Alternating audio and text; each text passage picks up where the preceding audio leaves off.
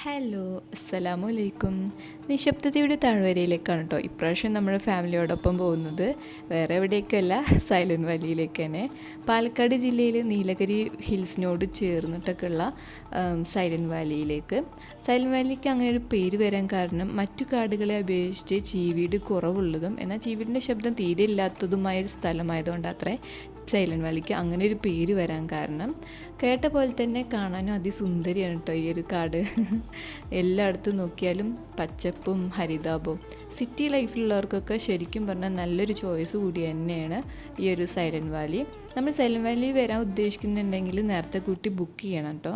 കാരണം അത്യാവശ്യം ആൾക്കാർ വന്നു പോകുന്നതുകൊണ്ടും പിന്നെ ഫോറസ്റ്റ് ഡിപ്പാർട്ട്മെൻറ്റിൻ്റെ തന്നെ ഒരു ജീപ്പിൽ വേണം നമ്മൾ കാടിൻ്റെ ഉള്ളിലേക്ക് പ്രവേശിക്കാൻ.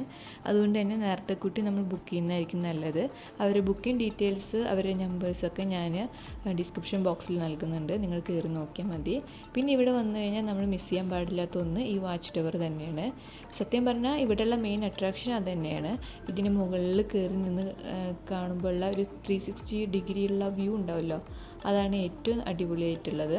നമുക്കതിന് മുകളിൽ കയറി നിന്നാൽ നല്ല നല്ല മലനിരകൾ കാണാം, പിന്നെ ചെറിയ നീർച്ചാലുകൾ ഒഴുകുന്ന കാണാം, പുഴ കാണാം. കുന്തിപ്പുഴ ഈ ഒരു സൈലൻറ്റ് വാലിക്ക് അടുത്തു കൂടെയാണ് ഒഴുകുന്നത്, അത് കാണാൻ പറ്റും. അങ്ങനെ നല്ലൊരു കണ്ണിന് തന്നെ കുളിർമ നൽകുന്ന ഒരു കാഴ്ച എന്ന് പറയില്ലേ, അതാണ് ഇതിന് മുകളിൽ നിന്ന് നമുക്ക് കയറിയാൽ കാണാൻ പറ്റുന്നത്. അത് കുട്ടികൾക്കും കയറാൻ പറ്റുന്ന രീതിയിൽ രണ്ട് സൈഡും അങ്ങനെ ഒരു സപ്പോർട്ടിംഗ് ഒക്കെ കൊടുത്തിട്ട് തന്നെയാണ് അവർ ഈ ഒരു വാച്ച് ടവർ നിർമ്മിച്ചിരിക്കുന്നത്. അപ്പോൾ ഇന്നത്തേക്ക് അത്രയേ ഉള്ളൂ. അസ്സലാമു അലൈക്കും.